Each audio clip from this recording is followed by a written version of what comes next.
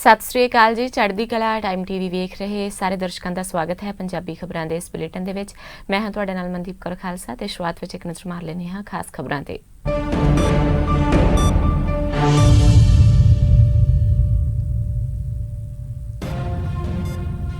देश विच पहली बार महामारी के एक दिन में 75,000 तो वधेरे नवे केस आए सामने। कुल पीड़ितों की गिनती 33 लाख तो पार।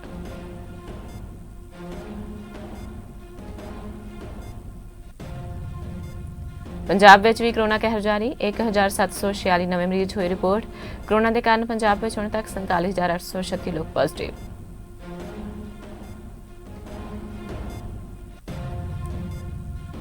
सुप्रीम कोर्ट ने मुहर्रम जुलूस कड्ढण की इजाजत देने तो कीता इनकार। शिया धर्मगुरु मौलाना कल्बे जवाद ने पूरे देश में मुहर्रम जुलूस कड्ढण की मांग वाली पटीशन की सी दायर।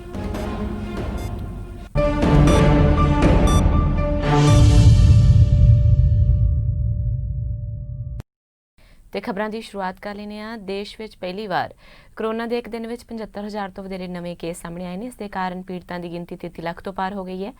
ਇਸ ਦੌਰਾਨ ਵਾਇਰਸ ਤੋਂ ਮੁਕਤ ਹੋਣ ਵਾਲਿਆਂ ਦੀ ਗਿਣਤੀ ਵੀ ਤੁਲਨਾਤਮਕ ਤੌਰ ਤੇ ਘੱਟ ਰਹਿਣ ਦੇ ਨਾਲ ਸਰਗਰਮ ਕੇਸ 18,000 ਤੋਂ ਵੱਧ ਗਏ ਨੇ।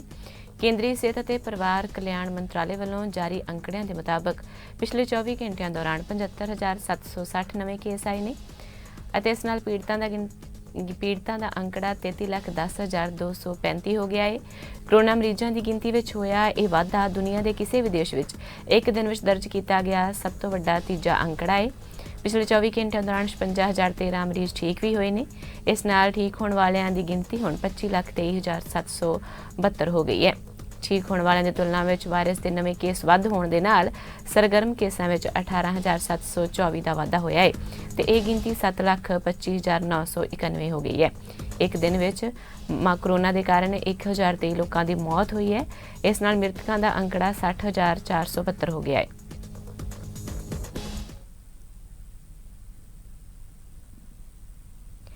ਭਾਰਤੀ ਵਿਦਿਆਪੀਠ ਮੈਡੀਕਲ ਕਾਲਜ ਤੇ ਹਸਪਤਾਲ ਨੇ ਕਿਹਾ ਹੈ ਕਿ ਜਿਨ੍ਹਾਂ ਦੋ ਵਿਅਕਤੀਆਂ ਨੂੰ ਆਕਸਫੋਰਡ ਵੱਲੋਂ ਬਣਾਇਆ ਕੋਵਿਡ-19 ਦਾ ਟੀਕਾ ਲਾਇਆ ਗਿਆ ਹੈ ਉਹਨਾਂ ਦੀ ਸਿਹਤ ਸੰਬੰਧੀ ਜ਼ਰੂਰੀ ਮਾਪਦੰਡ ਨਾਰਮਲ ਨੇ। ਦੱਸ ਦਈਏ ਕਿ ਹਸਪਤਾਲ ਵੱਲੋਂ ਇੱਕ ਸੀਨੀਅਰ ਡਾਕਟਰ ਨੇ ਇਹ ਜਾਣਕਾਰੀ ਦਿੱਤੀ। ਕਲੀਨਿਕਲ ਟ੍ਰਾਇਲ ਦੇ ਦੂਜੇ ਪੜਾਅ ਵਿੱਚ serum institute of India Pune ਵੱਲੋਂ ਤਿਆਰ ਕੀਤਾ कोविशील्ड टीके का पहला शॉट 32 ते 48 साल के दो व्यक्तियों को लाया गया। एक अधिकारी ने कहा है कि इसकी खुराक 1 महीने बाद दोहराई जाएगी। मैडिकल कॉलेज के हस्पताल के डिप्टी डायरैक्टर मैडिसन के डॉक्टर जतिंदर ओसवाल ने कहा है कि मैडिकल टीम दोवां लोगों के संपर्क में है तो दोवें ही हुण ठीक ने। टीकाकरण तो बाद उन्होंने कोई दर्द बुखार टीके के कोई माड़े प्रभाव या होर बेआरामी नहीं हुई। उन्होंने कहा है कि टीका लवाउण तो बाद दोवां ते अद्धे घंटे की निगरानी रखी गई। उस तो बाद ही उन्होंने घर जाण दिता गया। डॉक्टर ओसवाल ने भी कहा है कि उन्होंने सारे लोड़ींदे नंबर भी दिते गए सी जिस ते एमरजेंसी की स्थिति में संपर्क भी किया जा सकता है। पंजाब विच भी कोरोना का कहर जारी है। 1746 नवे मरीज रिपोर्ट हुए हैं। इस नाल पंजाब विच हुण तक 47,836 लोग पॉजिटिव पाए जा चुके हैं। इन्हां विचों 30,972 मरीज ठीक हो चुके हैं। बाकी 15,608 मरीज इलाज के अधीन ने। पीड़ित 425 मरीज ऑक्सीजन और 49 मरीज जिन्हां दी हालत गंभीर है उन्होंने वेंटीलेटर के सहारे रखा गया है। सब तो वध नवे मामले लुधियाना तो 350, गुरदासपुर तो 210, पटियाला तो 188 ते जलंधर तो 186 नवे पॉजिटिव मरीज रिपोर्ट हुए हैं। हुण तक 1,256 मरीज दम तोड़ चुके हैं। रिपोर्ट हुई 37 मौतों के विच 7 अमृतसर, 4 पटियाला, 5 लुधियाना, 1 फाजिलका, 1 नवांशहर, 1 रोपड़, 2 तरनताਰਨ, 1 कपूरथला, 5 संगरूर, 1 बरनाला, 2 हुशियारपुर, 5 मोहाली ते 2 पठानकोट तो रिपोर्ट हुई ने। पंजाब के कैबिनेट मंत्री ब्रह्म महिंद्रा की कोरोना रिपोर्ट भी पॉजिटिव आई है। हालांकि उन्होंने सेहत ठीक दसी जा रही है। फिलहाल ब्रह्म महिंद्रा नूं उन्होंने चंडीगढ़ विचली सरकारी रिहायश ते ही आइसोलेट किया गया है। इस तो पहला कैबिनेट मंत्री सुखजिंदर रंधावा, सुंदर श्याम अरोड़ा ते गुरप्रीत कांगड़ भी कोरोना पॉजिटिव आए सन। उन्हों का फिलहाल इलाज चल रहा है।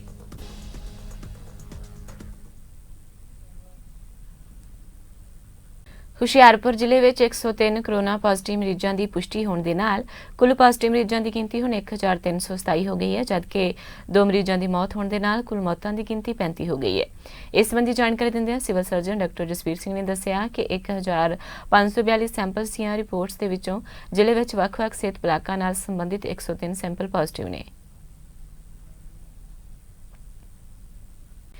ਕੋਵਿਡ-19 ਪੋਜ਼ਿਟਿਵ ਵਿਧਾਇਕਾਂ ਤੇ ਮੰਤਰੀਆਂ ਦੀ ਗਿਣਤੀ ਵੱਧ ਕੇ 29 ਤੱਕ ਪਹੁੰਚਣ ਤੇ ਪੰਜਾਬ ਦੇ ਮੁੱਖ ਮੰਤਰੀ ਕੈਪਟਨ ਅਮਰਿੰਦਰ ਸਿੰਘ ਨੇ ਇਨ੍ਹਾਂ ਵਿਧਾਇਕਾਂ ਮੰਤਰੀਆਂ ਦੇ ਸੰਪਰਕ ਵਿੱਚ ਆਉਣ ਵਾਲੇ ਸਾਰੇ ਵਿਧਾਇਕਾਂ ਨੂੰ ਵਿਧਾਨ ਸਭਾ ਦੇ ਹੋਣ ਵਾਲੇ ਇੱਕ ਰੋਜ਼ਾ ਸੈਸ਼ਨ ਵਿੱਚ ਸ਼ਿਰਕਤ ਨਾ ਕਰਨ ਦੀ ਅਪੀਲ ਕੀਤੀ ਹੈ। ਆਮ ਆਦਮੀ ਪਾਰਟੀ ਵੱਲੋਂ 20 ਅਗਸਤ ਤੋਂ ਸੂਬੇ ਦੇ ਵੱਖ-ਵੱਖ ਹਿੱਸਿਆਂ ਵਿੱਚ ਦਿੱਤੇ ਜਾ ਰਹੇ ਧਰਨਿਆਂ ਦਾ ਜ਼ਿਕਰ ਕਰਦਿਆਂ ਕੈਪਟਨ ਅਮਰਿੰਦਰ ਸਿੰਘ ਨੇ ਕਿਹਾ ਕਿ ਆਮ ਆਦਮੀ ਪਾਰਟੀ ਦੇ ਵਿਧਾਇਕਾਂ ਦੀ ਅਗਵਾਈ ਵਿੱਚ ਦਿੱਤੇ ਜਾ ਰਹੇ ਧਰਨੇ ਆਮ ਲੋਕਾਂ ਦੇ ਜੀਵਨ ਨੂੰ ਖਤਰੇ ਵਿੱਚ ਪਾ ਰਹੇ ਨੇ। ਆਪ ਪਾਰਟੀ ਨੂੰ ਇਹ ਧਰਨੇ ਬੰਦ ਕਰਨ ਦੀ ਵੀ ਅਪੀਲ ਕੀਤੀ ਉਹਨਾਂ ਨੇ ਤੇ ਕਿਹਾ ਕਿ 25 ਤੋਂ 250 ਵਿਅਕਤੀਆਂ ਦੀ ਸ਼ਮੂਲੀਅਤ ਨਾਲ ਹੋਣ ਵਾਲੇ ਧਰਨੇ ਇਸ ਮਹਾਮਾਰੀ ਨੂੰ ਹੋਰ ਫੈਲਾਉਣ ਲਈ ਬਲ ਦੀ ਤੇਜ਼ੀ ਦਾ ਕੰਮ ਕਰਨਗੇ।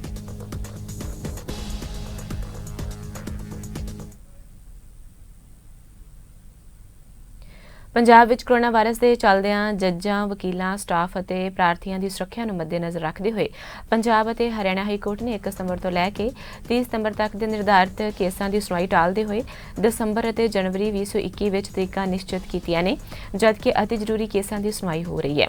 ਇਹ ਜਾਣਕਾਰੀ ਪੰਜਾਬ ਅਤੇ ਹਰਿਆਣਾ ਹਾਈ ਕੋਰਟ ਦੇ ਰਜਿਸਟਰਾਰ ਜਨਰਲ ਸੰਜੀਵ ਬੇਰੀ ਨੇ ਜਾਰੀ ਪੱਤਰ ਵਿੱਚ ਦਿੱਤੀ।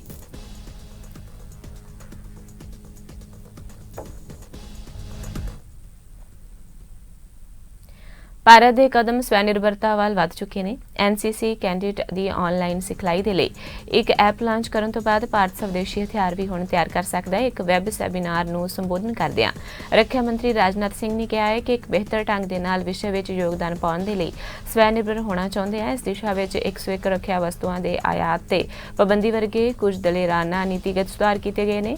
ਰਾਜਨਾਥ ਸਿੰਘ ਨੇ ਕਿਹਾ ਹੈ ਕਿ ਵਿਸ਼ਵਾਸ ਹੈ ਕਿ ਸਾਡੇ ਸਹਿਯੋਗੀ ਅਤੇ ਸਹਿਕਾਰੀ ਯਤਨਾਂ ਦੇ ਸਦਕਾ ਸਿਰਫ ਮੇਕ ਇਨ ਇੰਡੀਆ ਹੀ ਨਹੀਂ ਬਲਕਿ ਮੇਕ ਫਾਰ ਵਰਲਡ ਵੀ ਅਸੀਂ ਹਾਸਲ ਕਰਾਂਗੇ। ਸੈਮੀਨਾਰ ਨੂੰ ਸੰਬੋਧਨ ਕਰਦਿਆਂ chief of defence staff general Bipin Rawat ਨੇ ਕਿਹਾ ਕਿ ਸਾਡੇ ਕੋਲ ਉੱਚ ਸਮਰੱਥਾਤਮਕ ਸਵਦੇਸ਼ੀ ਹਥਿਆਰ ਪ੍ਰਣਾਲੀ ਪੈਦਾ ਕਰਨ ਦੀ ਸਮਰੱਥਾ ਅਤੇ ਇੱਛਾ ਸ਼ਕਤੀ ਹੈ। ਇਹ ਸਮਾਂ ਸਹੀ ਦਿਸ਼ਾ ਵਿੱਚ ਕੰਮ ਕਰਨ ਅਤੇ ਸਵੈ ਨਿਰਭਰ ਭਾਰਤ ਦੀ ਦ੍ਰਿਸ਼ਟੀਕੋਣ ਨੂੰ ਉਤਸ਼ਾਹਿਤ ਕਰਨ ਦੇ ਨਾਲ ਸਵੈ ਕੁਸ਼ਲਤਾ ਪ੍ਰਾਪਤ ਕਰਨ ਦਾ ਵੀ ਹੈ।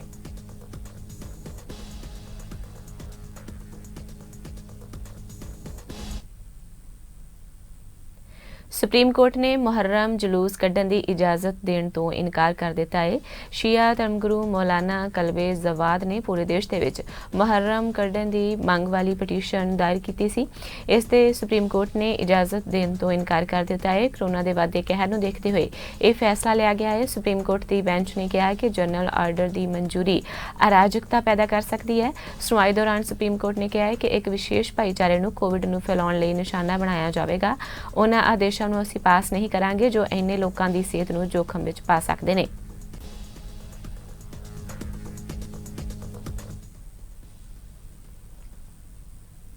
ਭਾਰਤ ਸਰਕਾਰ ਨੇ ਅਧਿਕਾਰਤ ਤੌਰ ਤੇ ਕਿਸਾਨਾਂ ਨੂੰ ਭਰੋਸਾ ਦਿਵਾਇਆ ਹੈ ਕਿ ਖੇਤੀਬਾੜੀ ਜਿਨਸਾਂ ਦੇ ਮੰਡੀਕਰਨ ਦੇ ਲਈ ਤੇ ਆਰਡੀਨੈਂਸਾਂ ਨਾਲ ਕਿਸਾਨਾਂ ਦੀ ਜਿਨਸ ਦੀ ਘੱਟੋ-ਘੱਟ ਸਮਰਥਨ ਮੁੱਲ ਤੇ ਖਰੀਦ ਦੀ ਮੌਜੂਦਾ ਨੀਤੀ ਤੇ ਕੋਈ ਫਰਕ ਨਹੀਂ ਪਵੇਗਾ।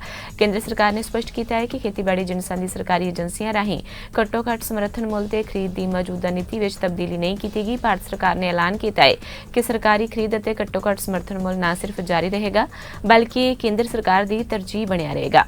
ਕੇਂਦਰ ਸਰਕਾਰ ਵੱਲੋਂ ਕਿਸਾਨਾਂ ਨੂੰ ਇਹ ਭਰੋਸਾ ਸ਼੍ਰੋਮਣੀ ਅਕਾਲੀ ਦਲ ਦੇ ਪ੍ਰਧਾਨ ਸੁਖਬੀਰ ਸਿੰਘ ਬਾਦਲ ਨੂੰ ਕੇਂਦਰੀ ਖੇਤੀਬਾੜੀ ਕਿਸਾਨ ਭਲਾਈ ਤੇ ਦਿਹਾਤੀ ਮੰਤਰੀ ਨਰਿੰਦਰ ਸਿੰਘ ਤੋਮਰ ਵੱਲੋਂ ਲਿਖੇ ਸਰਕਾਰੀ ਪੱਤਰ ਵਿੱਚ ਦਵਾਇਆ ਗਿਆ ਹੈ। ਬਾਦਲ ਨੇ ਦੱਸਿਆ ਹੈ ਕਿ ਪ੍ਰਧਾਨ ਮੰਤਰੀ ਨਰਿੰਦਰ ਮੋਦੀ ਨੇ ਉਹਨਾਂ ਨੂੰ ਭਰੋਸਾ ਦਿਵਾਇਆ ਹੈ ਕਿ ਇਹ ਵਚਨਬੱਧਤਾ ਉਸ ਕਾਨੂੰਨ ਵਿੱਚ ਵੀ ਨਜ਼ਰ ਆਵੇਗੀ ਜੋ ਆਰਡੀਨੈਂਸ ਨੂੰ ਐਕਟ ਵਿੱਚ ਬਦਲਣ ਵੇਲੇ ਬਣੇਗਾ। ਉਹਨਾਂ ਕਿਹਾ ਕਿ ਕੇਂਦਰ ਸਰਕਾਰ ਵੱਲੋਂ ਸਰਵਉੱਚ ਪੱਧਰ ਤੇ ਵਿਚਾਰ ਵਟਾਂਦਰੇ ਮਗਰੋਂ ਇਹ ਭਰੋਸਾ ਦਿਵਾਇਆ ਗਿਆ ਹੈ।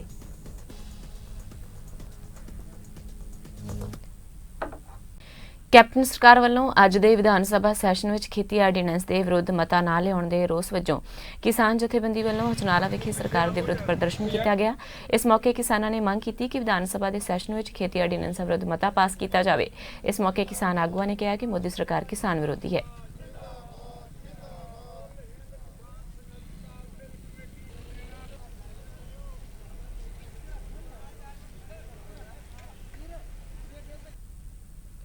ਸ਼੍ਰੋਮਣੀ ਕਮੇਟੀ ਦੀ ਅੰਤਰਿਮ ਕਮੇਟੀ ਨੇ ਪਾਵਨ ਸਰੂਪਾਂ ਸੰਬੰਧੀ ਜਾਂਚ ਕਮਿਸ਼ਨ ਦੀ ਰਿਪੋਰਟ ਦੇ ਆਧਾਰ ਤੇ ਵੱਡੀ ਕਾਰਵਾਈ ਕੀਤੀ ਹੈ। ਸ਼੍ਰੋਮਣੀ ਕਮੇਟੀ ਦੇ ਪ੍ਰਧਾਨ ਭਾਈ ਗੋਬਿੰਦ ਸਿੰਘ ਲੌਂਗੋਵਾਲ ਨੇ ਕਿਹਾ ਹੈ ਕਿ ਗੁਰੂ ਘਰ ਦੀ ਸੇਵਾ ਵਿੱਚ ਕੁਤਾਹੀ ਵਰਤਣ ਵਾਲੇ ਕਿਸੇ ਵੀ ਮੁਲਾਜ਼ਮ ਨੂੰ ਬਖਸ਼ਿਆ ਨਹੀਂ ਜਾਵੇਗਾ। ਪੇਸ਼ ਹੈ ਇਸ ਬਾਰੇ ਸਾਡੀ ਇੱਕ ਖਾਸ ਰਿਪੋਰਟ। ਸੰਸਥਾ ਵਿੱਚ ਕਿਸੇ ਵੀ ਤਰ੍ਹਾਂ ਦੀ ਬੇਈਮਾਨੀ ਬਰਦਾਸ਼ਤ ਨਹੀਂ ਕੀਤੀ ਜਾਵੇਗੀ ਤੇ ਗੁਰੂ ਸਾਹਿਬਾਨ ਤੇ ਗੁਰੂ ਘਰ ਦੀ ਸੇਵਾ ਵਿੱਚ ਕੁਤਾਹੀ ਕਰਨ ਵਾਲੇ ਕਿਸੇ ਵੀ ਵਿਅਕਤੀ ਖਿਲਾਫ ਸਖਤ ਤੋਂ ਸਖਤ ਕਾਰਵਾਈ ਕੀਤੀ ਜਾਵੇਗੀ।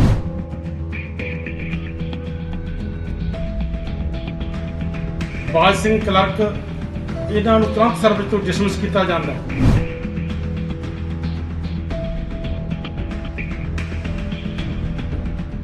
ਸਰਦਾਰ ਕਮਲਜੀਤ ਸਿੰਘ ਜੀ ਸਹਾਇਕ ਸੁਪਰਵਾਈਜ਼ਰ ਜੋ ਪਹਿਲਾਂ ਸੇਵਾ ਮੁਕਤ ਹੋ ਚੁੱਕਾ ਹੈ, ਇਹਨਾਂ ਦੇ ਫੰਡ ਰਿਲੀਜ਼ ਕਰਨ ਤੋਂ ਤੁਰੰਤ ਰੋਕ ਲਗਾਈ ਜਾਂਦੀ ਹੈ ਤੇ ਰਿਕਾਰਡ ਵਿੱਚ ਹੇਰਾਫੇਰੀ, ਖੁਰਦ-ਬੁਰਦ, ਧੋਖਾਧੜੀ ਦਾ ਫੌਜਦਾਰੀ ਪਰਚਾ ਦਰਜ ਕਰਵਾਇਆ ਜਾਵੇਗਾ।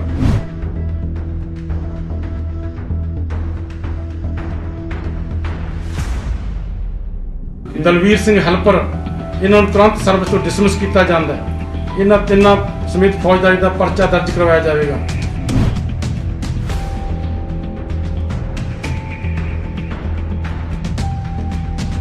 ਸ਼੍ਰੋਮਣੀ ਗੁਰਦੁਆਰਾ ਪ੍ਰਬੰਧਕ ਕਮੇਟੀ ਦੀ ਅੰਤਰਿਕ ਕਮੇਟੀ ਨੇ ਸ੍ਰੀ ਗੁਰੂ ਗ੍ਰੰਥ ਸਾਹਿਬ ਜੀ ਦੇ ਪਾਵਨ ਸਰੂਪਾਂ ਸੰਬੰਧੀ ਸ੍ਰੀ ਅਕਾਲ ਤਖਤ ਸਾਹਿਬ ਦੇ ਕਾਰਜਕਾਰੀ ਜਥੇਦਾਰ ਗਿਆਨੀ ਹਰਪ੍ਰੀਤ ਸਿੰਘ ਵੱਲੋਂ ਡਾਕਟਰ ਈਸ਼ਰ ਸਿੰਘ ਐਡਵੋਕੇਟ ਦੀ ਅਗਵਾਈ ਵਿੱਚ ਬਣਾਏ ਗਏ ਜਾਂਚ ਕਮਿਸ਼ਨ ਦੀ ਰਿਪੋਰਟ ਉੱਤੇ ਗੰਭੀਰਤਾ ਨਾਲ ਵਿਚਾਰ ਮਗਰੋਂ ਰਿਪੋਰਟ 'ਚ ਦੋਸ਼ੀ ਪਾਏ ਗਏ ਸ਼੍ਰੋਮਣੀ ਕਮੇਟੀ ਦੇ ਅਧਿਕਾਰੀਆਂ ਅਤੇ ਕਰਮਚਾਰੀਆਂ ਖਿਲਾਫ ਸਖਤ ਕਾਰਵਾਈ ਕੀਤੀ ਹੈ। ਜਥੇਦਾਰ ਸ੍ਰੀ ਅਕਾਲ ਤਖਤ ਸਾਹਿਬ ਵੱਲੋਂ ਜਾਂਚ ਕਮਿਸ਼ਨ ਦੀ ਰਿਪੋਰਟ ਦਾ ਭੇਜਿਆ ਗਿਆ ਸੀਲਬੰਦ ਲਿਫਾਫਾ ਭਾਈ ਲੌਂਗੋਵਾਲ ਨੇ ਅੰਤਰਿਕ ਕਮੇਟੀ ਦੇ ਸਾਹਮਣੇ ਖੋਲ੍ਹਿਆ। ਭਾਈ ਲੌਂਗੋਵਾਲ ਨੇ ਜਾਂਚ ਕਮਿਸ਼ਨ ਵੱਲੋਂ ਪੇਸ਼ ਕੀਤੀ ਗਈ ਰਿਪੋਰਟ ਉੱਪਰ ਕੀਤੀ ਕਾਰਵਾਈ ਦੇ ਵੇਰਵੇ ਜਾਰੀ ਕੀਤੇ। ਲੌਂਗੋਵਾਲ ਨੇ ਕਿਹਾ ਕਿ ਜਾਂਚ ਕਮੇਟੀ ਦੀ ਰਿਪੋਰਟ ਦੇ ਆਧਾਰ ਉੱਤੇ ਸੇਵਾ ਮੁਕਤ ਹੋ ਚੁੱਕੇ ਸਹਾਇਕ ਸੁਪਰਵਾਈਜ਼ਰ ਕਮਰਜੀਤ ਸਿੰਘ ਦੇ ਫੰਡ ਰਿਲੀਜ਼ ਕਰਨ ਉੱਤੇ ਰੋਕ ਲਗਾ ਦਿੱਤੀ ਗਈ ਹੈ। ਇਸ ਦੇ ਨਾਲ ਹੀ ਸ਼੍ਰੋਮਣੀ ਕਮੇਟੀ ਵੱਲੋਂ ਕਲਰਕ ਬਾਜ ਸਿੰਘ, ਮੀਤ ਸਕੱਤਰ ਗੁਰਬਚਨ ਸਿੰਘ, ਹੈਲਪਰ ਦਲਵੀਰ ਸਿੰਘ ਨੂੰ ਬਰਖਾਸਤ ਕੀਤਾ ਗਿਆ ਅਤੇ ਇਹਨਾਂ ਖਿਲਾਫ ਫੌਜਦਾਰੀ ਤੇ ਧੋਖਾਧੜੀ ਦਾ ਮਾਮਲਾ ਦਰਜ ਕਰਵਾਇਆ ਜਾਵੇਗਾ। ਆਪੋ ਆਪਣੀ ਸਵੈ ਪੜਚੋਲ ਕਰਨ ਤੇ ਫਰਜ਼ਾਂ ਤੇ ਅਧਿਕਾਰਾਂ ਪ੍ਰਤੀ ਚੇਤੰਨ ਹੋਣ ਵਾਸਤੇ ਝੰਜੋੜਿਆ ਹੈ।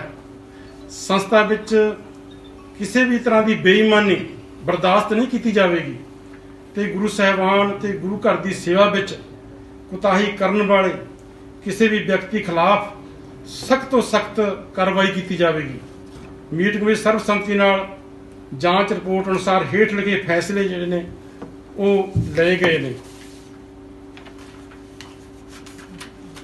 ਸਰਦਾਰ ਕਮਲਜੀਤ ਸਿੰਘ ਜੀ CGL ਸਹਾਇਕ ਸੁਪਰਵਾਈਜ਼ਰ ਜੋ ਪਹਿਲਾਂ ਸੇਵਾ ਮੁਕਤ ਹੋ ਚੁੱਕਾ ਹੈ, ਇਹਨਾਂ ਦੇ ਫੰਡ ਰਿਲੀਜ਼ ਕਰਨ ਤੋਂ ਤੁਰੰਤ ਰੋਕ ਲਗਾਈ ਜਾਂਦੀ ਹੈ ਤਾਂ ਜੋ ਬਣਦੀ ਰਿਕਵਰੀ ਕੀਤੀ ਜਾ ਸਕੇ ਅਤੇ ਰਿਕਾਰਡ ਵਿੱਚ ਹੇਰਾਫੇਰੀ, ਖੁਰਦ-ਬੁਰਦ, ਧੋਖਾਧੜੀ ਦਾ ਫੌਜਦਾਰੀ ਪਰਚਾ ਦਰਜ ਕਰਵਾਇਆ ਜਾਵੇਗਾ। ਬਾਜ ਸਿੰਘ ਕਲਰਕ ਇਹਨਾਂ ਨੂੰ ਤੁਰੰਤ ਸਰਵਿਸ ਤੋਂ ਡਿਸਮਿਸ ਕੀਤਾ ਜਾਂਦਾ ਹੈ।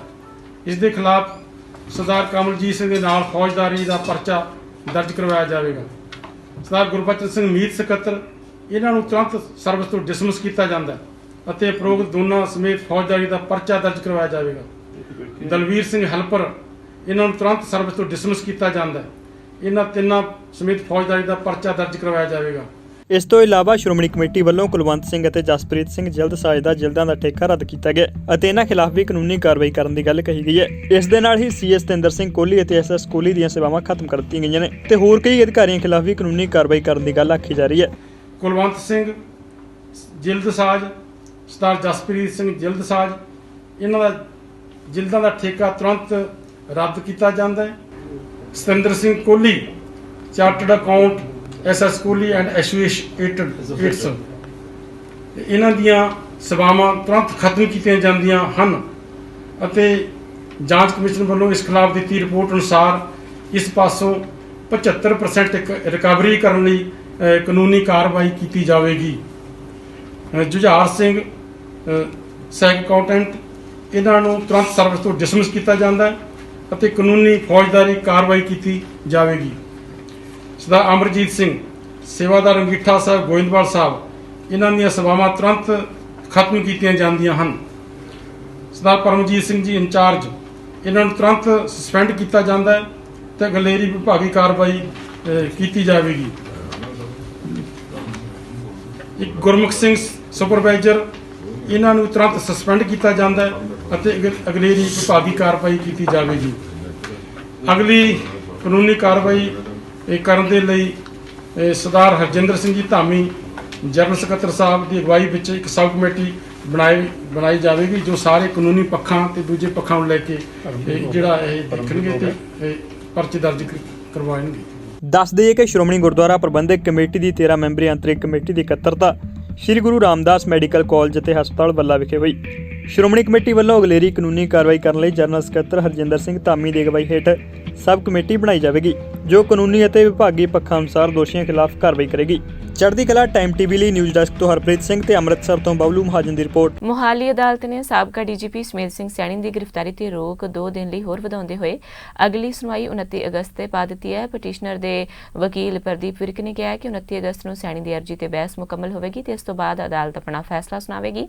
ਚੇਤੇ ਰਹੇ ਕਿ ਮੁਲਤਾਨੀ ਕੇਸ ਦੀ ਜਾਂਚ ਕਰ ਰਹੀ SIT ਦੀ ਬੇਨਤੀ ਤੇ ਅਦਾਲਤ ਨੇ ਸੈਣੀ ਦੀ ਖਿਲਾਫ ਧਾਰਾ 302 ਲਾਏ ਜਾਣ ਦੀ ਇਜਾਜ਼ਤ ਦਿੱਤੀ ਸੀ ਅਤੇ ਨਾਲ ਹੀ ਆਦੇਸ਼ ਦਿੱਤੇ ਸਨ ਕਿ ਜੇਕਰ ਸੈਣੀ ਨੂੰ ਗ੍ਰਿਫਤਾਰ ਕਰਨਾ ਹੋਵੇ ਤਾਂ 3 ਦਿਨ ਦਾ ਨੋਟਿਸ ਦਿੱਤਾ ਜਾਵੇ।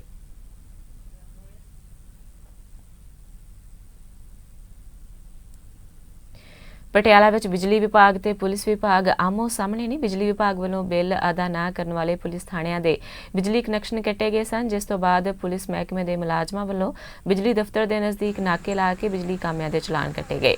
ਇਸ ਮਾਮਲੇ ਨੂੰ ਲੈ ਕੇ ਬਿਜਲੀ ਵਿਭਾਗ ਦੇ ਕਾਮਿਆਂ ਨੇ ਰੋਸ ਪ੍ਰਗਟਾਇਆ। ਉਧਰ ਪੁਲਿਸ ਦਾ ਕਹਿਣਾ ਹੈ ਕਿ ਰੂਟੀਨ ਚੈਕਿੰਗ ਸੀ, ਇਸ ਦੌਰਾਨ ਬਿਨਾਂ ਮਾਸਕ ਵਾਲਿਆਂ ਦੇ ਚਲਾਨ ਕੱਟੇ ਗਏ ਨੇ।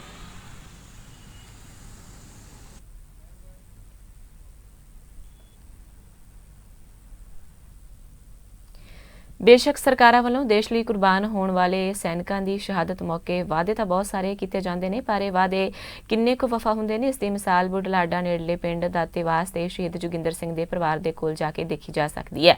ਸ਼ਹੀਦ ਜੋਗਿੰਦਰ ਸਿੰਘ ਜੋ ਭਾਰਤੀ ਸੈਨਾ ਵਿੱਚ ਤੈਨਾਤ ਸੀ, ਸਨ 1956 ਵਿੱਚ ਨਾਗਾ ਸੰਘਰਸ਼ ਦੌਰਾਨ ਸ਼ਹਾਦਤ ਦਾ ਜਾਮ ਪੀ ਗਏ। ਇਸ ਉਪਰੰਤ ਸਾਲ 2006 ਵਿੱਚ ਉਸ ਵੇਲੇ ਦੇ ਮੁੱਖ ਮੰਤਰੀ ਕੈਪਟਨ ਅਮਰਿੰਦਰ ਸਿੰਘ ਪਿੰਡ ਦਾਤੇਵਾਸ ਪਹੁੰਚੇ ਸਨ, ਜਿਨ੍ਹਾਂ ਨੇ ਸ਼ਹੀਦ ਦੇ ਪਰਿਵਾਰ ਨਾਲ ਸ਼ਹੀਦ ਦੀ ਯਾਦਗਾਰ ਪਰਿਵਾਰ ਦੇ ਇੱਕ ਜੀ ਨੂੰ ਨੌਕਰੀ ਵਰਗੇ ਕਈ ਵਾਅਦੇ ਕੀਤੇ ਸਨ, ਪਰ 14 ਸਾਲ ਬੀਤ ਜਾਣ ਦੇ ਬਾਵਜੂਦ ਵੀ ਪਰਿਵਾਰ ਨਾਲ ਕੀਤਾ ਕੋਈ ਵੀ ਵਾਅਦਾ ਪੂਰਾ ਨਹੀਂ ਹੋਇਆ। ਜਦੋਂ ਕਿ ਹੁਣ ਕੈਪਟਨ ਅਮਰਿੰਦਰ ਸਿੰਘ ਮੁੜ ਸੱਤਾ ਵਿੱਚ ਨੇ। ਇਸ ਗੱਲ ਤੋਂ ਨਿਰਾਸ਼ ਸ਼ਹੀਦ ਦੇ ਪਰਿਵਾਰ ਵੱਲੋਂ ਬੀਤੇ 3 ਦਿਨਾਂ ਤੋਂ ਸ਼ਹੀਦ ਦੇ ਬੁੱਤ ਦੇ ਕੋਲ ਬੈਠ ਕੇ ਅਣਮਿੱਥੇ ਸਮੇਂ ਲਈ ਭੁੱਖ ਹੜਤਾਲ ਸ਼ੁਰੂ ਕਰ ਦਿੱਤੀ ਗਈ ਹੈ ਤੇ ਪਰਿਵਾਰ ਦਾ ਕਹਿਣਾ ਹੈ ਕਿ ਜਦੋਂ ਤੱਕ ਉਹਨਾਂ ਦੇ ਨਾਲ ਕੀਤੇ ਵਾਅਦੇ ਪੂਰੇ ਨਹੀਂ ਹੁੰਦੇ, ਉਹ ਭੁੱਖ ਹੜਤਾਲ ਜਾਰੀ ਰੱਖਣਗੇ।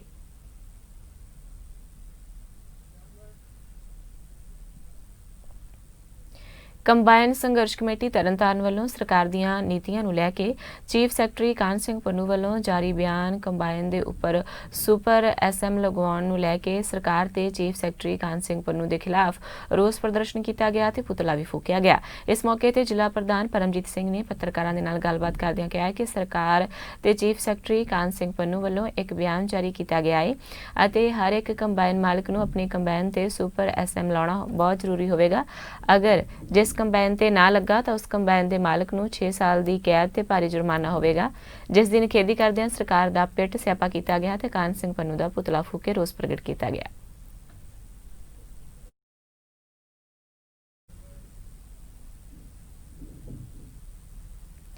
ਥਾਣਾ ਫਤਿਹਗੜ੍ਹ ਸਾਹਿਬ ਪੁਲਿਸ ਨੇ ਫਾਈਨਾਂਸ ਕੰਪਨੀ ਦੇ ਪੈਸਿਆਂ ਦੀ ਖੋਹ ਹੋ ਜਾਣ ਦੇ ਨਾਮ ਤੇ ਠੱਗੀ ਮਾਰਨ ਵਾਲੇ 3 ਦੋਸ਼ੀਆਂ ਨੂੰ ਕਾਬੂ ਕੀਤਾ ਹੈ। DSP ਫਤਿਹਗੜ੍ਹ ਸਾਹਿਬ ਮਨਜੀਤ ਸਿੰਘ ਨੇ ਪ੍ਰੈਸ ਕਾਨਫਰੰਸ ਨੂੰ ਸੰਬੋਧਨ ਕਰਦਿਆਂ ਦੱਸਿਆ ਕਿ ਕਾਬੂ ਕੀਤੇ ਦੋਸ਼ੀਆਂ ਤੋਂ 82,000 ਦੀ ਰਾਸ਼ੀ ਵੀ ਬਰਾਮਦ ਕਰ ਲਈ ਗਈ ਹੈ। ਪੁਲਿਸ ਅਧਿਕਾਰੀ ਨੇ ਕਿਹਾ ਕਿ ਇਨ੍ਹਾਂ ਮੁਲਜ਼ਮਾਂ ਨੇ ਪਿਛਲੇ ਦਿਨੀ ਇੱਕ ਵਿਅਕਤੀ ਤੋਂ 94,600 ਰੁਪਏ ਦੀ ਨਕਦੀ ਖੋਹੀ ਸੀ। ਪੁਲਿਸ ਵੱਲੋਂ ਮੁਲਜ਼ਮਾਂ ਦੇ ਖਿਲਾਫ ਸਖਤ ਕਾਰਵਾਈ ਕੀਤੀ ਜਾ ਰਹੀ ਹੈ।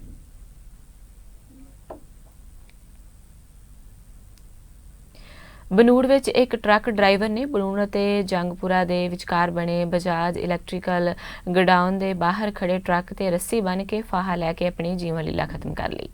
ਜਾਣਕਾਰੀ ਦਿੰਦਿਆਂ ਥਾਣਾ ਮੁਖੀ ਬਨੂੜ ਨੇ ਦੱਸਿਆ ਹੈ ਕਿ ਉਹਨਾਂ ਨੂੰ ਇਤਲਾਹ ਮਿਲੀ ਸੀ ਕਿ ਬਨੂੜ ਅਤੇ ਜੰਗਪੁਰਾ ਦੇ ਵਿਚਕਾਰ ਬਣੇ ਬਜਾਜ ਇਲੈਕਟ੍ਰੀਕਲ ਗੋਡਾਊਨ ਦੇ ਬਾਹਰ ਟਰੱਕ ਦੇ ਨਾਲ ਇੱਕ ਵਿਅਕਤੀ ਦੀ ਲਾਸ਼ ਲਟਕ ਰਹੀ ਹੈ। ਬਨੂੜ ਪੁਲਿਸ ਨੇ ਮੌਕੇ ਤੇ ਪਹੁੰਚ ਕੇ ਤੁਰੰਤ ਲਾਸ਼ ਨੂੰ ਕਬਜ਼ੇ ਵਿੱਚ ਲੈ ਕੇ ਜਾਂਚ ਸ਼ੁਰੂ ਕਰ ਦਿੱਤੀ।